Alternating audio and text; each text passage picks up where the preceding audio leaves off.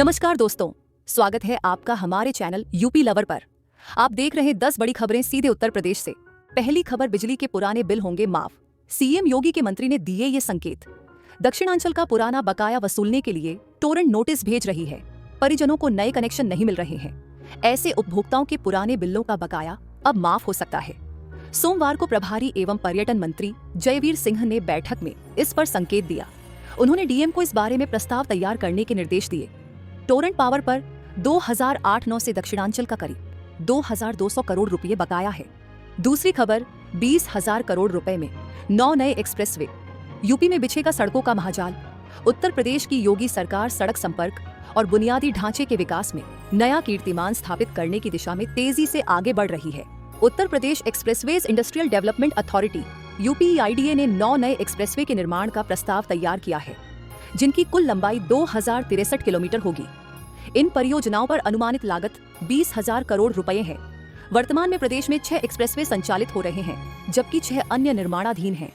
इन नए प्रस्तावों के साथ यूपी देश में सबसे अधिक एक्सप्रेसवे वाला राज्य बनने की राह पर है। तीसरी खबर, आयुष विभाग में 4,350 पदों पर होंगी भर्तियां। प्रवक्ता, स्टाफ नर्स सहित विभिन्न पदों पर मिलेगी तैनाती।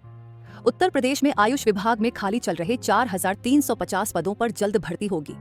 ये पद प्रवक्ता, स्टाफ नर्स सहित विभिन्न संवर्ग के हैं।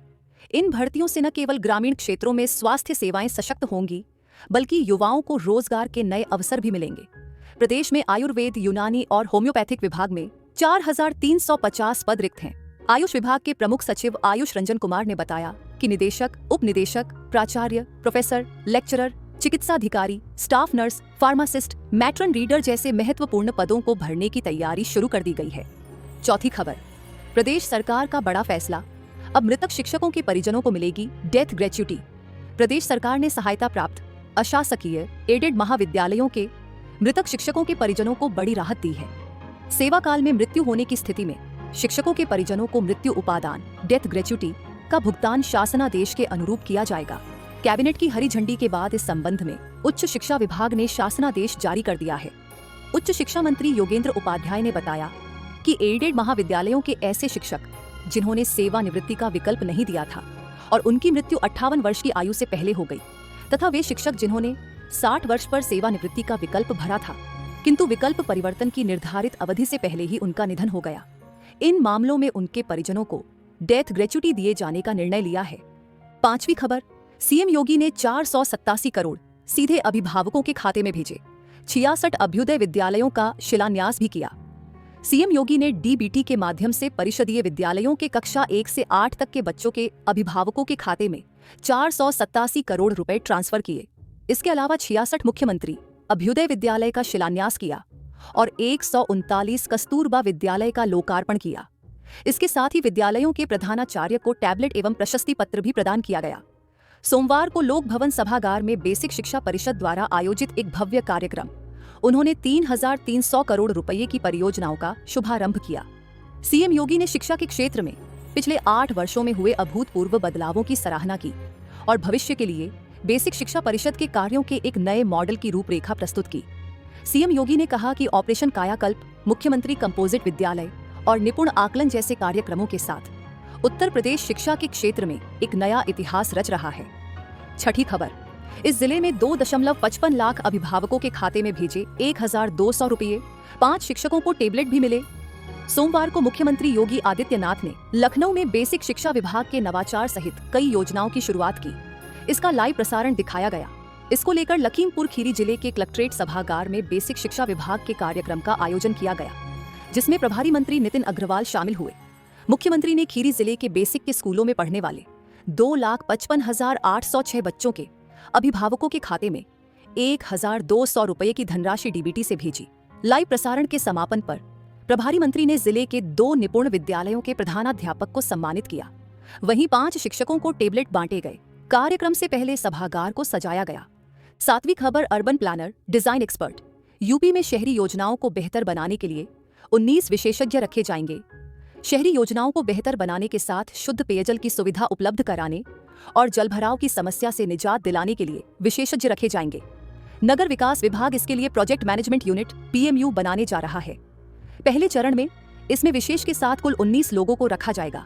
जरूरत के आधार पर इसमें भविष्य में बढ़ोतरी की जाएगी। फिलहाल टीम लीडर, अर्बन प्लानर, वरिष्ठ जल विज्ञानी, डिजाइन एक्सपर्ट, शहरी बाट विशेषज्ञ, निर्माण विशेषज्ञ, जीआईएस विशेषज्ञ, प्रोग्राम विशेषज्ञ, आईटी विशेषज्ञ, डेटा एनालिस्ट, पब्लिक रिलेशन विशेषज्ञ, अकाउंटेंट, कंप्यूटर ऑपरेटर व मल्टीटास्क स्टाफ रखे जाएंगे।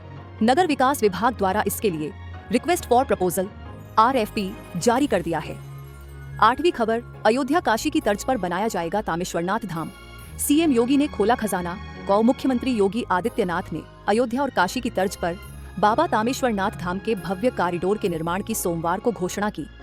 उन्होंने महाभारत कालीन पौराणिक स्थल तामेश्वरनाथ धाम में आयोजित कार्यक्रम में करीब 1,500 करोड़ की परियोजनाओं का लोकार्पण और शिलान्यास भी किया। इसके बाद आयोजित जनसभा में कहा कि अब देश बदल चुका है। ये बिना रुके, बिना झुके अपनी विरासत व विकास यात्रा को आगे बढ़ा रहा है। सीएम ने कहा कि प्रधानमंत्री मोदी ने 2047 तक भारत को विश्व की सबसे बड़ी ताकत बनाने का लक्ष्य तय किया है। यह लक्ष्य 140 करोड़ देशवासियों के सामूहिक प्रयास से हासिल होगा। 9वीं खबर, यूपी में 5 जिलों में युवाओं को मिलने वाली है ये सुविधा। 5 जिलों में युवाओं को अत्याधुनिक जिम की सुविधा मिलेगी। सोमवार को खेल एवं युवा कल्याण राज्य मंत्री स्वतंत्र प्रभार गिरीश चंद्र यादव ने ऑनलाइन माध्यम से इन अत्याधुनिक जिम का उद्घाटन किया। लखनऊ में गुरु गोविंद सिंह स्पोर्ट्स कॉलेज, इटावा के स्पोर्ट्स कॉलेज सैफई और कानपुर देहात, हरदोई व फर्रुखाबाद के स्पोर्ट्स स्टेडियम में यह सुविधा शुरू की गई है। राजधानी में गुरु गोविंद सिंह स्टेडियम में आयोजित कार्यक्रम में खेल मंत्री ने खेल विभाग की योजनाओं की समीक्षा की। 10वीं खबर, यूपी में महिला सुरक्षा को नई पहल। ई-रिक्शा, टेम्पो और रैपिडो चालकों को अब करना होगा ये काम। यूपी में महिला अपराधों को रोकने के लिए अब नई पहल शुरू की गई है। अब ऑटो, ई-रिक्शा, टैक्सी, टेम्पो, ओला व उबर कैब, रैपिडो ऑटो इत्यादि के चालकों को अपने वाहन पर नाम, मोबाइल नंबर और आधार कार्ड का नंबर बड़े बड़े अक्षरों में लिखना होगा। महिलाओं के प्रति बढ़ रहे अपराधों को देखते हुए राज्य महिला आयोग की अध्यक्ष बबीता सिंह चौहान ने परिवहन राज्य मंत्री स्वतंत्र प्रभार दयाशंकर सिंह को पत्र लिखा है। उन्होंने इस व्यवस्था को परिवहन विभाग द्वारा सख्ती से लागू कराए जाने का अनुरोध किया है। राज्य महिला आयोग की अध्यक्ष बबीता सिंह चौहान ने कहा कि महिलाओं के साथ हो रही अपराध की विभिन्न घटनाओं को संज्ञान में लेकर यह निर्णय लिया गया है। धन्यवाद। अगर आपको हमारा यह वीडियो पसंद आया हो तो इसे लाइक करें, शेयर करें और यूपी लवर को सब्सक्राइब करना ना भूलें।